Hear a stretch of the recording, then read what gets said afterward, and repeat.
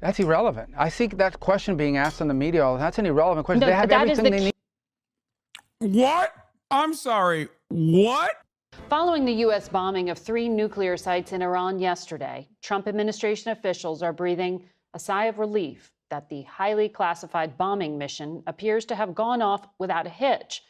But there is also concern now about what happens next when it comes. Bro, I'm telling you right now, this is ridiculous. Everything that they said about the initial success, they're going to walk back quietly. Or not quietly. They're just going to casually walk back as they talk about the necessity for further strikes. That is, if Iran doesn't even retaliate against American troop positions in the region. Athletes don't wear their own merch. That's funny. I mean, they do when they're literally performing, no? They're going to be like, oh, Israel has to keep striking Iran because, you know, we found new sites. We found new sites where they have moved their enriched uranium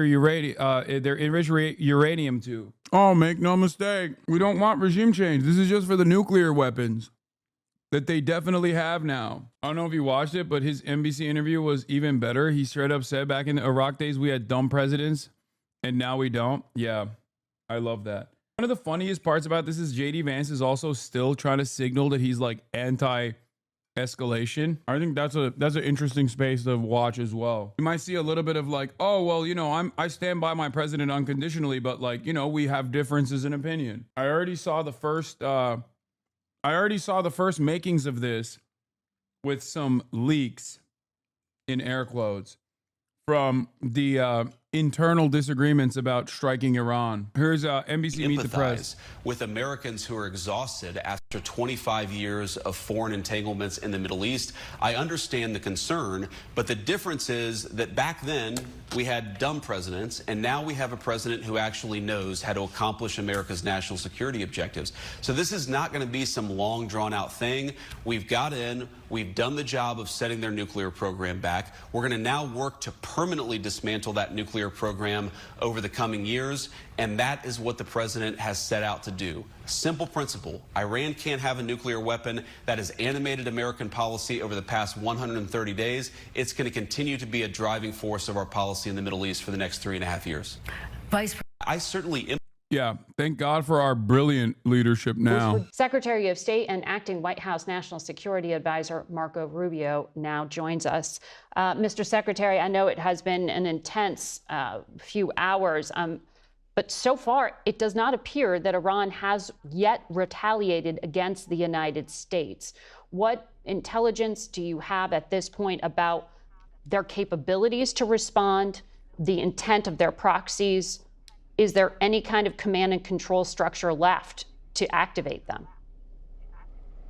Yeah, well, we'll see what Iran decides to do. I think they should choose the route of peace. We've done everything. We have bent over backwards, okay, to create a deal with these people. Steve Witkoff has traveled the world extensively, met with them. Well, not even met with them, met through the Omanis with them and discussed back and forth.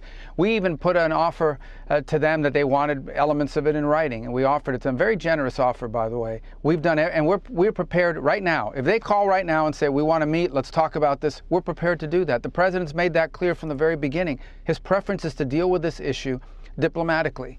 But he also told them we had 60 days to make progress or something else was going to happen. This kind of stuff is so funny. I do wonder if your parents believe this. Chatters, do your liberal parents actually believe this? Because this is liberal media, right?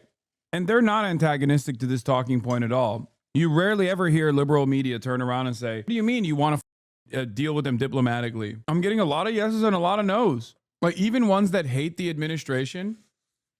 I wonder if this works on them. They're like, oh, well, you know, Iran can't have a nuclear weapon. This is terrifying. And I think they thought they were dealing with a different kind of leader, like the kinds of leaders they've been playing games with for the last 30 or 40 years, and they found out that's not the case. So this mission was a very precise mission. It had 3 objectives, 3 nuclear sites. It was not an attack on Iran. It was not an attack on the Iranian people. This wasn't a regime change move. This was designed to degrade and or destroy 3 nuclear sites related to their nuclear weaponization ambitions, and that was delivered on yesterday. What happens next will now depend on what Iran chooses to do next. If they choose the path of diplomacy, we're ready. We can do a deal that's good for them, the Iranian people, and good for the world. Yeah. If they choose another route, then there'll be consequences for that. Let me follow up on a phrase you just word, weaponization ambitions. Are you saying there that the United States did not see intelligence that the Supreme Leader had ordered weaponization? That's irrelevant. I see that question being asked in the media. That's an irrelevant question. No, they have that is everything they need. What? I'm sorry. What? Marco Rubio, the Secretary of State, was just asked on CBS News, Face the Nation, do you have intelligence that actually shows that there was some sort of nuclear ambition, which is the primary reason, right? I thought that was the most significant aspect of this. Are you saying that, follow up on a phrase? If they choose another route, then there'll be consequences for that. Let me follow up on a phrase you just word, weaponization ambitions. Are you saying there that the United States did not see intelligence that the Supreme Leader had ordered weaponization? That's irrelevant. I see that question being asked in the media. That's an irrelevant question. No, they have that everything is they the need key to build a point weapon. in U.S. intelligence assessments. You know that. No, it's not. Yes, it was. No, it's that not. the political I know, decision had not I know been that better made. than you know that, and I know that that's not the case. But I'm asking you whether the order was given. And the people who say that, it doesn't matter if the order was given. They have everything they need to build nuclear weapons. Why would you bury things in a mountain, 300 feet under the ground? Right. Why would you bury why do they have 60% enriched? Oh my God. Oh my God. He just straight up confirmed that there wasn't any new information. I mean, we knew that already, but it's crazy that he just confirmed it. As the mother Secretary of State. Oh, hold on. I do want to hear from Fox News with the regime change meta. We don't want a regime change. We do not want to protract this. The White House not responding to reports that Iran's supreme leader named 3 candidates to succeed him should he be killed, or if that should be viewed as an indication Iran is moving toward retaliation. Today, this from Iran's foreign minister. I think it is irrelevant to ask Iran to return to diplomacy. We were in diplomacy, but we were attacked. Secretary of State Marco Rubio says Iranian negotiators went dark as the U.S. presented offers for a civilian nuclear energy program with enrichment outside Iran. They rejected it. They played us. They tried to play us, I should say. They wouldn't respond to our offers. They disappeared for 10 days. The vice president said President Trump realized by mid-May negotiations were going nowhere, then issued private ultimatums and greenlit the operation after this. The Iranians stopped negotiating in good faith. That was the real catalyst. Now the White House waits for a response. The Iranian Revolutionary Guard Corps says Washington... Bro, notice how they don't say the Iranians stopped negotiating? Because that's a lie. So they say the Iranians stopped negotiating in good faith. Like, we didn't like the negotiations. Also, saying that while you have just executed a strike on Iran is insane. And yes, Richard Medhurst is correct here. She looks like she's challenging Rubio, but is propaganda with the illusion of journalism. When Rubio says, why does Iran have 60% enriched uranium? The correct and factual answer is, and this is a partisan answer, if you are a liberal, by the way, is because the U.S. walked away from the JCPOA. But you'll never hear that on mainstream media, which is shocking because that was literally Barack Obama's signature foreign policy accomplishment. If the Democrats actually had any investment in winning and being an anti-war party, being an anti-interventionist party, when we know there's a lot of popular sentiment for this position, they would just say, this is one of Barack Obama's incredible accomplishments. We love Barack Obama. And they never let him down. I mean, or they never let him live it down. All of the European leaders that were yelling at Donald Trump to stay in the JCPOA at the time are now fantasizing about how awesome it was and talking about how dope it was that they did a strike on Iran. Uranium. You don't need 60% enriched uranium. The only countries in the world that have uranium at 60% are countries that have nuclear weapons. Because they can quickly make it 90. They have all the elements. They have. Why do they have a space program? Is Iran going to go to the moon? No, they're trying to build an ICBM. No, but so that's a question. That's a question. It. That's a question of intent. And you know, in the intelligence assessment, that it was that Iran wanted to be a threshold state and use this leverage. Says? I'm talking about the public March says? assessment, and that's also okay. Richard Medhurst is wrong. She's right. She actually did push back on the 60% assessment.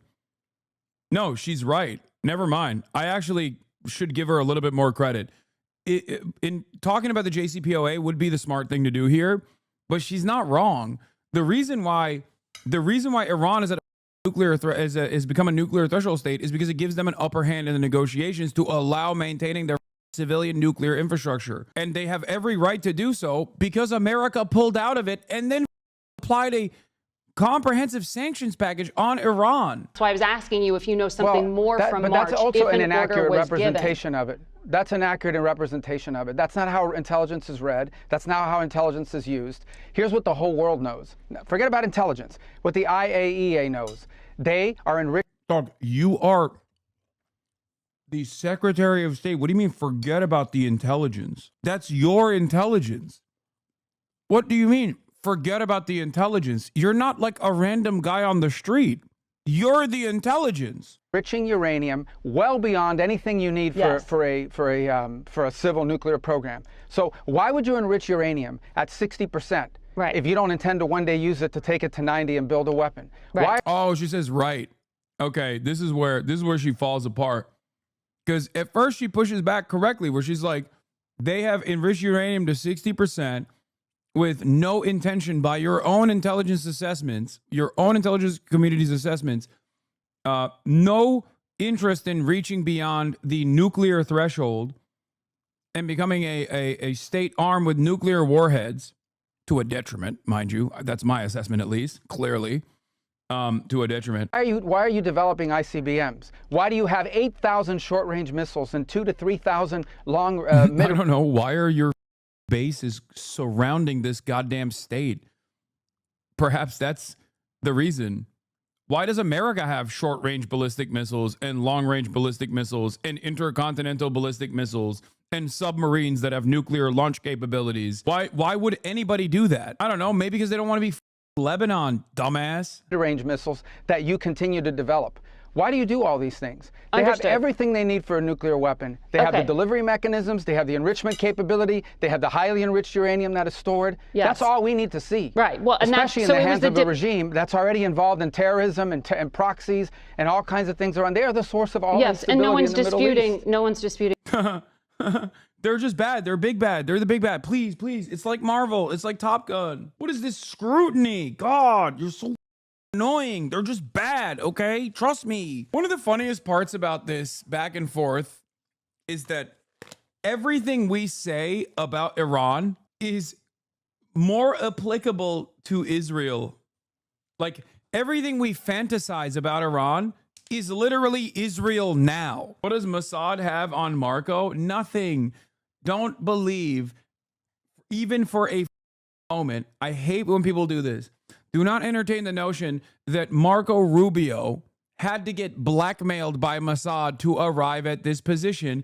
He is the Secretary of State for the United States of America. He has been a war hawk for his entire career, to the extent that Marco and Trump and all these other people allow Israel to be the tip of the spear, okay, the tail wagging the dog, if you will, is not due to some kind of like pedophilic blackmail operation, but is entirely the consequence of their own true belief that these guys actually know what they're doing, perhaps even better than we do. And the naysayers, as far as they exist, get squashed and stamped out pretty quickly by this foreign entities, intelligence communities, and sophisticated propaganda networks. The example I used already was the Central Command guy that they clapped as recently as last week for saying the correct thing about Israel, for saying the truth about Israel, that it's like a death cult that demands way more from America than we should be giving them. There does not need to be like this blackmailing operation. Americans are violent all on their own. Do you know how Trump decided to attack the weekend to buffer the inevitable stock market dip on Monday? Do you think Iran is holding off on their retaliation until tomorrow to maximize the stock market crash? Maybe. doing that. I'm not doing that here. And they were censured at the IA. The idea that these guys are all actually blackmailed by like a cabal. They were blackmailed by the Jewish cabal, you know, Mossad, whatever the call it, depending on how insane you are, to arrive at these positions is really stupid. Okay, it's just copium. You recognize that this is like unacceptable, and you still believe in your heart that America is like. America is good, right? America is good, and our leadership is good, and they want to do their very best to do right by the American citizens. They don't give a as long as their rich benefactors keep making money. That's all they're gonna do. You think every single General McStick that went on national TV yesterday and had a very hard time hiding their when they were rock hard. Nipples so hard they get cut through diamonds, salivating at the prospect of striking Iran again and again. Do you think that those guys were all that horny because, you know, now they know their sex tapes are never going to be released? No, they just love death and destruction. They think about all the money that they're going to be making for the companies that they now lobby for. And many of them are also white supremacist psychopaths. IAEA for that enrichment and for violating their non. How do you explain 4 different Western countries regurgitating the same tweet? Easy. They're dogs to America. What do you mean? They're dogs to America, and they already get their talking points from pro-Israel groups anyway. They either get their talking points from pro-Israel groups, or they get their talking points from America, which is the largest pro-Israel group on the planet. Yeah. This is their ultimate ambition. These guys do not operate outside of the confines of whatever America wants to do. Our interests align with Israelis. Our interests align with Israel's. Like, Israel is our weapon to wield in the region. The problem here is that because of its special client state status, Israel has chewed way more than it can swallow for far too long. And I think because America recognizes that it is at the precipice of losing its hegemonic status. I mean, look at what they're doing. They can't even dominate Russia. They want to pack up the region with one big Hail Mary campaign. How do you explain AIPAC's involvement if there isn't a slight cabal, which is not Jewish, but Israel? It's not even, dude, what you're just trying to say it's a cabal when what you mean is the Israel lobby. That's not a cabal. They're not doing it secretly. There is no blood rituals happening. They're just doing it in broad daylight. Why is it that every American has to find like a fantastical conspiracy when things are unfolding, like conspiracies, not conspiracy theories, but conspiracies in the actual term of it, to conspire, is happening in broad daylight in front of you? It's so weird that people are just like, oh, dude, it's just like, seems like there's got to be like some kind of shadow government. It's like, it's not a shadow. It's just the government. Okay.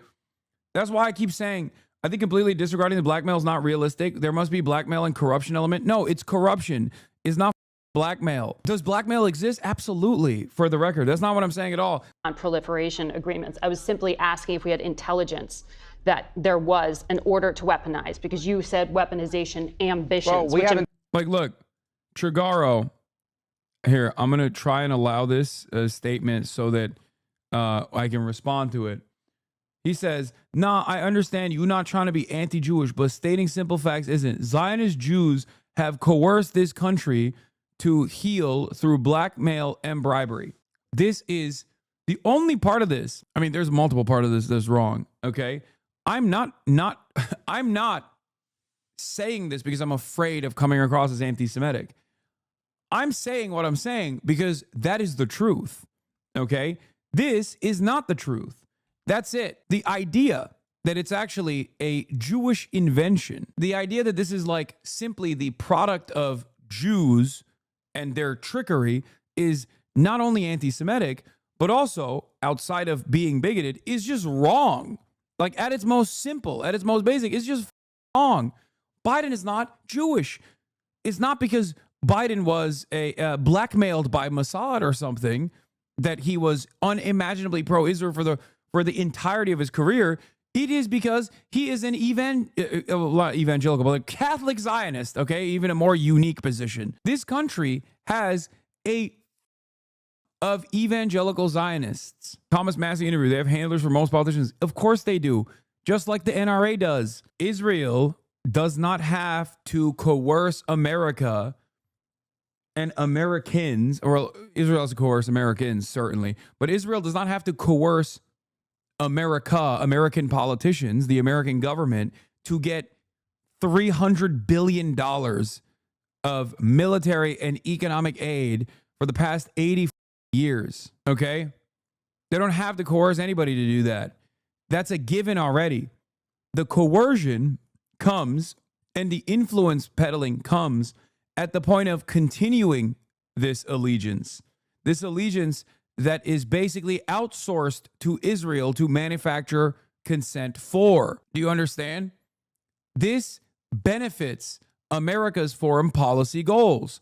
But because it has gotten so out of control and the influence was so pervasive that in a moment like this, where every American, especially due to social media, has seen exactly what Israel is doing in Gaza, has seen what Israel's been doing in Lebanon, the old ways of stamping out dissent no longer work. Part of that is because it's not America's war. If this was another 9/11 style situation, like October 7 happening to Israel as opposed to happening to America, is part of the reason why most Americans are like, okay, I mean, that's pretty crazy. These guys are savages, sure. But like what Israel has done since then is like way more savage. That's the average American position. This didn't happen to America. It happened to Israel. Most Americans still understand Israel as a totally separate foreign country. Part of that is because of the steady propaganda that Israel is a foreign country with autonomy. I think these chatters that are questioning you either don't know or have forgotten the tangible benefits like foreign policy goals, an umbrella term. Yeah, also, here's another thing. Okay? As far as like the influence peddling and even censorship regime that Israel implements in America, that is allowed by the American state, going so far as to have pro-Israel groups that can masquerade in Western society as advocacy groups for Jews, right? This is a lie, of course. The ADL does not care about Jews, and it doesn't care about anti-Semitism at all. It's simply using anti-Semitism as a cudgel, as a weapon to wield against those who dare criticize Israel. But there's a reason why people are still afraid, especially careerists are still afraid, to come out and speak the truth, even if they feel it. And it's not because of blackmail. It is because of the unimaginable metric ton of shit they throw your way. Intelligence that they have everything they need to build a nuclear weapon, it. and that's more than enough. Okay. I want to ask you on the policy front. There are personnel throughout the Middle East from the United States, in Bahrain, in Kuwait, and other bases. If those countries are attacked by Iran because of their association with the United States, will the United States defend them? Well, that's exactly why they're there. That's a great point, actually. Do you know why we have bases in Bahrain and Qatar and UAE and all these places? All of those bases are there because those countries are afraid that Iran will attack them. If Iran was not a threat to the region, if the Iranian regime, because I'm talking about the Iranian people, the regime was not a threat to the region, we wouldn't have to have any of these bases. Those bases are there because those countries are petrified that that the Iranian Shia clerics that run that country will attack their countries. Will the United States defend them if they are? As you know, they've got a very difficult history. Well, that's why we're there. That's why we're there. So but yes, we will defend them. Is what they're threatening to do. So we'll defend our people, obviously. We'll defend our people. Well, they'll attack our bases, and those are our bases, and we're going to defend our personnel, and we're prepared to do that. But we'll do more than just defend. We'll impose costs on Iran if they attack American personnel, whether they do it directly or whether they do it through some of these proxies that they try to hide behind, and that includes the Houthis. Yeah. So another proxy of theirs. So, but let's hope they don't choose that route. Let's all hope that they actually decide, okay, let's go negotiate, because we want a diplomatic and peaceful solution. We have achieved our objectives. We're ready to negotiate this in a peaceful, diplomatic way. We've been prepared to do that for days. They are the ones that played games, as they have done for 40 years, as they have done to multiple presidents. They tried to play games with President Trump, and they see what happens. This is not a game-playing president. When he says he's going to do something, he will do it. I hear you saying here you want to de-escalate when you are talking about diplomacy. You are looking for Iran to pick up that offer that was put on the table you mentioned by Steve Witkoff. Can you just clarify, does that mean the U.S. would still allow for Iran to have a civilian nuclear program if it does not enrich on its own soil. But that's never been an issue. There's countries all over the world that have a civil nuclear that's still program. No offer one on the here is saying table? that Iran can't. Sure, that's always been there. Any country in the world has a right to have a civil nuclear program. What they don't have a right to do is to enrich it at 60%, hide it under a mountain, and develop long-range and short-range and mid-range missiles and sponsor terrorist proxies all over the world. They don't have a right to do that. And that's what they've been doing. And no one's dealt with it. And it's continued to linger. And they've played games with multiple presidents and multiple countries around the world, and they've gotten away with it for 40-something years. This is very simple. The president wants to resolve this diplomatically and peacefully. He gave them a chance to do that. They delayed. They had all. This kind of gaslighting is so funny, dude. Like, oh, dude, countries all around the world have civil nuclear programs. Like, what do you mean? I just... But we just don't want Iran to have one, you know? They do have a right to build missiles. Yeah, of course they have a right to build missiles. And also, America's steady intervention in the region is the reason why they spend so much on their missile defense. Have you analyzed the Epstein situation on stream? Are you kidding me? Oh my God. Have I? Oh, have I? Extensively.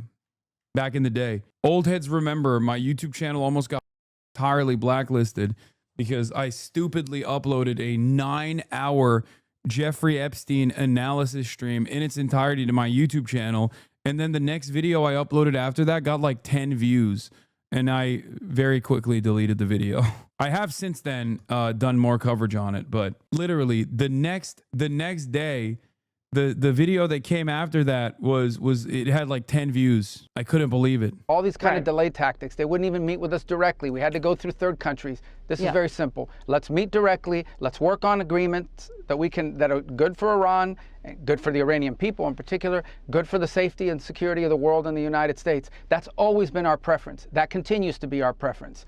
But they're the ones that were playing games with us. And these are the consequences. We had to achieve those objectives. We had 3 objectives yesterday: Fordow, Natanz, and Esfahan. We conducted a brilliant military operation under the command of President Trump, and obviously great credit to Secretary Hegseth and General Kurilla and General Kane and all the airmen and the phenomenal people in the U.S. military. No other military in the world could have done this. No, We've achieved those objectives. What happens next is up to the regime. Okay, the regime wants peace. We're ready for peace. They want to do something else. They're incredibly vulnerable. They can't even protect their own airspace. Well, clearly they could not. But what is the U.S. assessment of how much nuclear material at those sites was moved prior to the attack? There has been talk for days about bombing of Fordow. Well, look, we don't know. At a certain point, we got to ask ourselves, why was this? What was the goal here then? Because if they... What was the goal here? If they move the enriched uranium away from Fordow, and if you're saying that they're allowed to have a civil nuclear program, and that they wanted to negotiate, and then you guys struck them amidst the negotiation, at a certain point, what's all this for? Therein lies the problem. It's for regime change. No one will know for sure for days, but I doubt they moved it, because you really can't move anything right now, and they can't move anything right now inside of Iran. I mean, the minute a truck starts driving somewhere, the Israelis have seen it and they've targeted it and taken it out. So our assessment is we have to assume that that's a lot of 60% enriched uranium buried deep under the ground there in Esfahan, and that really is the key. What they should do with that is they should bring it out of the ground and turn it over. Multiple countries around the world will take it and downblend it. That's what they should do with that. And what they should do is say, we're not going to have any enrichment capability in our country. Instead, what we're going to have is a civil nuclear program like dozens of countries around the world have, where we build reactors that... Dude, the needle is going to move away from the nuclear program. If they were to actually successfully take out the entirety of the nuclear program, which they didn't, so they're going to keep saying we have to bomb it more. Or if Iran said, okay, we will no longer have a nuclear program, then they're going to say you're funding proxy groups in the region, and you have a missile system that is actually threatening our bases that you decided to have a country near. Okay. The ultimate goal is always going to be the same. There's always something else. That's it. They'll just move the goalpost to the next thing. This is not a real negotiation with a state that they want to allow to remain a state. Dude, you don't believe this? Iran sent a communique to Trump in the days before last night's attacks, threatening to activate sleeper cell terror. Iran sent a communique to Trump in the days before last night's strikes on it. Oh my God. The propaganda machine is going crazy. Create electricity, and we import enriched material. And we've made very general, I'm not going to get all the details of the offers, but there are other avenues here that would be acceptable to them. If that's what they wanted, if what they want is a civil, peaceful... I think a lot of young people at least are knowledgeable of 9/11 and the weapons of mass destruction lies to go to war with Iraq. But I don't think they're aware of like the anthrax summer campaigns. You know what I mean? Not the anthrax summer, but like anthrax campaigns. Nuclear program, the route has always been there. The problem is that everything they're demanding has nothing to do with a peaceful program. They are all the things you would want if you want to retain the option of one day weaponizing the program. Okay. Which has been their clear intent. To me, that's indisputable. I followed this issue for 15 years, including the intelligence on it for 15 years. Okay, I have followed it. And the intelligence, these are assessments, and sometimes they've been wrong. I've seen them revised multiple times. These guys want a nuclear weapon one day. Okay, they do, to that point. and it isn't going to happen. Not while Donald Trump is president. Understood. You've said this is not about regime change, but you were describing a regime that you have said for decades, I mean, for upwards of 40 years, has chanted death to America, has done all the things you just described. Isn't a diplomatic deal with them a lifeline? Why does anybody care that he said, bro? I don't care. Aren't you offering to negotiate with the same people you're saying did all these things? So therefore, are you actually looking for regime change? Well, that misses the point. I don't like that they chant those things, but one thing is that they chant those things. Another thing is that they... Bibi says he has interesting information about the location of Iran's enriched uranium. You don't say. No. Please link this to me. Please. No shot. No shot. That came way, brother, that came way, way, way faster than I thought it would. Prime Minister Israel's interesting intel on whereabouts of Iran's 60% enriched uranium. Israel's interesting intel on the whereabouts of Iran's 400 kilograms of 60% enriched uranium. That's so shocking. The Iranian regime has its enriched uranium under tunnels, under hospitals, in the Ayatollah's swimming pool, in the Ayatollah's garage. It is under Iranian hospitals and in the cribs of Iranian babies of terror. Israel must do everything it can in its power to stop the terror regime. I have it on good authority that Zoran Mamdani also has the enriched uranium. You must not let Zoran Mamdani become the mayor of New York. If you do, you might find beepers in hospitals. You might find uranium under hospitals and also under kindergartens as well. This is not a threat, but a promise. Chant those things, and they have terror proxies are all over the world, and they have long-range missiles that can reach the United States one day, and they have the potential to be one step away from a nuclear weapon.